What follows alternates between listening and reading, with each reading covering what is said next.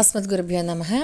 సామాన్యంగా వివాహం కానివారు, లేకపోతే ఏదన్నా ఇబ్బందులు పడుతున్నవారు, ఆర్థికంగా ఇబ్బందులు పడుతున్నవారు, అనుకున్న పని సకాలంలో అవ్వక బాధపడుతున్నవారు ఈ ఆలయానికి వచ్చి ప్రదక్షిణ చేస్తే చాలా లబ్ధి పొందుతారు.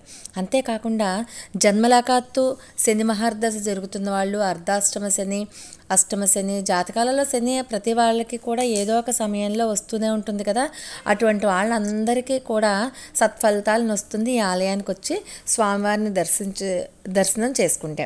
అంతేకాకుండా అంగారక గ్రహ దోషం వలన, కుటుంబాల్లో ఏర్పడే కలతల వలన, దాంపత్యం ఏదైనా చిరాకులో ఉందనుకోండి, అలాంటి చిరాకు వలన సరైన విద్యను అభ్యసించలేకపోవడం, తర్వాత చదివిన వెంటనే మర్చిపోవడం, పరీక్షలలో మనం ఏదనుకుంటే అది సరిగ్గా రాయలేకపోవడం, ఇలాంటివన్నీ కూడా ఈ స్వామిని పూజించిన వెంటనే ఫలితాలు ఖచ్చితంగా వస్తాయన్నమాట. పరీక్షల్లో ఒత్తిడికి గురైన వాళ్ళు ముఖ్యంగా ఈ స్వామిని పూజించి ఇక్కడ కనుక ప్రదక్షిణలు చేస్తే కనుక చాలా విశేషమైనటువంటి ఫలితాలని పొందుతారు.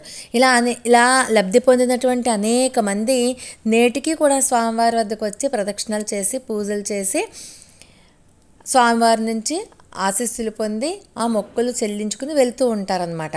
కాబట్టి ప్రతి వ్యక్తి కూడా జీవితంలో ఒక్కసారైనా సరే దర్శించవలసినటువంటి క్షేత్రం ఈ స్వయంభూ శ్రీ మధ్య ఆంజనేయ స్వామి క్షేత్రం. ఇప్పుడు ఆంజనేయ స్వామి యొక్క పాదపద్మాలకు నమస్కారం చేసుకుంటూ వీడియోలోకి వెళ్ళిపోదాం. ఈ ఆంజనేయ స్వామి పశ్చిమ గోదావరి జిల్లా జంగారెడ్డిగూడెం మండలం గురవాయిగూడెం గ్రామంలో తెల్ల మద్ది చెట్టు కింద స్వయంభూలే శ్రీ మధ్య ఆంజనేయ స్వామి వారు వెళ్ళడం జరిగింది. ఇది పురాణాలలో ఉంది, అంటే పద్మపురాణంలో ఉంది, గర్గ సంహితలో ఉంది, శ్రీమద్ రామాయణంలో కూడా ఈ యొక్క కథా విశేషాలు మధ్య ఆంజనేయ స్వామి గురించి విషయాలన్నీ ఉన్నాయి. త్రేతాయుగంలో మధ్వాసురుడు అనే రాక్షసుడు ఉండేవాడు. రావణ సైన్యంలో ఉన్న మధ్వాసురుడు అసుర ప్రవృత్తితో కాకుండా ఆధ్యాత్మిక చింతనతో జీవిస్తూ ఉండేవాడు. కాలక్రమంలో రావణ యుద్ధం జరిగి యుద్ధంలో రాముని వైపు పోరాడుతున్న శ్రీ ఆంజనేయ స్వామి వారిని చూసి మనసు చలించి అస్త్ర సన్యాసం చేసి హనుమా అంటూ తను చలించట. ద్వాపర యుగంలో మధ్వకుడుగా జన్మించి సదాచార సంపన్నుడై నిత్యము భక్తిభావనతో మెలుగుతూ ఉండేవాడు ఈయన. విధివశాత్తు కౌరవుల పాండవుల మధ్య యుద్ధంలో కౌరవపక్షంలో పోరాడుతూ మధ్వకుడు అర్జునుని జెండాపై ఉన్నటువంటి శ్రీ ఆంజనేయ స్వామి వారిని చూడంగానే తనకి పూర్వజన్మ స్మృతి కలిగి వెంటనే ప్రాణత్యాగం చేశాడు. కలియుగంలో మద్ధుడుగా జన్మించి తపస్సు చేసుకుంటూ సంచారం చేస్తూ ఉండేవాడనమాట. అలా తిరిగి ఎర్ర కాలువ ఒడ్డుకు వచ్చి తపస్సు చేసుకుంటూ అక్కడ ఏదో కాస్త నివాసం ఏర్పాటు చేసుకుని ఉన్నాడు. ప్రతిరోజు ఇతను ఏం చేసేవాడంటే కాలువలో దిగి స్నానం చేసి శ్రీ ఆంజనేయ స్వామి వారి కోసం తపస్సు చేసుకుంటూ కాలం గడుపుతూ ఉండేవాడు. కొంతకాలం అయ్యేసరికి ఇతను చాలా ముసలివాడైపోయాడు. అడుగులు కూడా వేయలేకపోతూ ఉండేవాడనమాట. అలాంటి ఒకరోజు ఈ మధ్వుడు స్నానం ఆచరించి ఒడ్డుకు రాబోతూ తూలిపోయాడనమాట. తూలిపోయి కాలువలో పడిపోగానే ఎవరో తనను ఆపినట్లుగా అనిపించి ఆగిపోయాడు. తీరా చూస్తే ఒక వానరం, అంటే ఒక కోతి మహర్షిని చేయి పట్టుకుని ఒడ్డుకు తీసుకొచ్చి సపర్యలు చేసి ఒక చిన్న పండు ఒకటి ఆహారంగా ఇచ్చి వెళ్ళిపోయిందనమాట. వెళ్ళిపోతే మహర్షి మామూలుగానే ఏం చేశారంటే ఆయన వెంటనే జపం చేసుకుంటూ ఉన్నారు, కానీ తనని ఎవరు పట్టుకున్నారు ఏంటి ఆలోచించలేదు.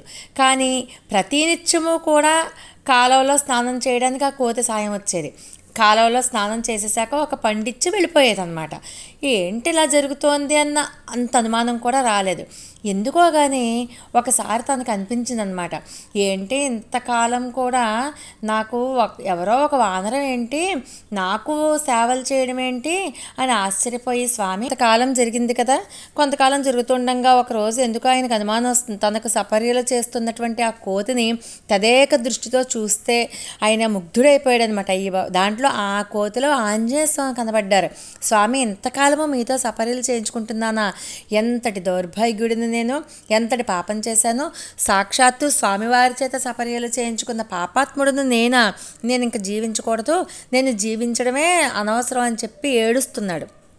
ఏడుస్తుంటే వెంటనే ఆంజనేయ స్వామి ప్రత్యక్షమై, మధ్వ ఇందులో నీ తప్పేమీ లేదు, నీ స్వామి భక్తికి మెచ్చి నేనే స్వయంగా వచ్చి నీకు సేవలు చేశాను కాబట్టి విచారించద్దు, ఒక వరం కోరుకో అని చెప్పారనమాట.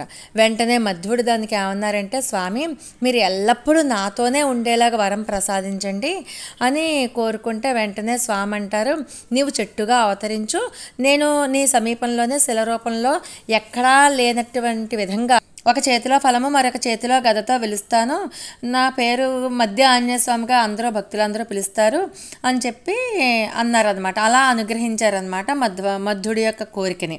ఆ రోజు నుంచి కూడా శ్రీ మధ్య ఆంజనేయ స్వామిగా ఆయన ప్రసిద్ధికి ఎక్కారనమాట. మొట్టమొదట్లో స్వామి యొక్క విగ్రహం మోకాలు వరకే కనిపించేదిట. 1976 సంవత్సరంలో శ్రీ జలగం ప్రసాదరావు గారి దంపతుల చేత ఆలయానికి శంకుస్థాపన చేసి ఆలయ నిర్మాణం చేయడం జరిగింది. కానీ స్వామివారిని ఆలయంలో ప్రతిష్ఠ చేయాలి అన్న భక్తుల కోరిక మాత్రం నెరవేరలేదన్నమాట. ఆ రోజుల్లో జంగారెడ్డిగూడెం ఫారెస్ట్ రేంజ్ ఆఫీసర్గా పనిచేసినటువంటి శ్రీ మంతెన వరహాలరాజు గారి తల్లిగారు భానుమతీదేవి గారు అస్తమానం ఆలయానికి వస్తూ పోతూ ఉండేవారు. ఒకరోజు స్వామి ఆ మాత మీదకి ఆవహించి కట్టిన ఆలయానికి ద్వారం ఏర్పాటు చేసి శిఖరంలాగా, ఆ చుట్టూ శిఖరంలాగా ఉండేలాగా గర్భాలయ నిర్మాణాన్ని చేయమని చెప్పి ఆదేశం చేసి వెళ్ళిపోయారు ఆ స్వామి ఒంటి మించి.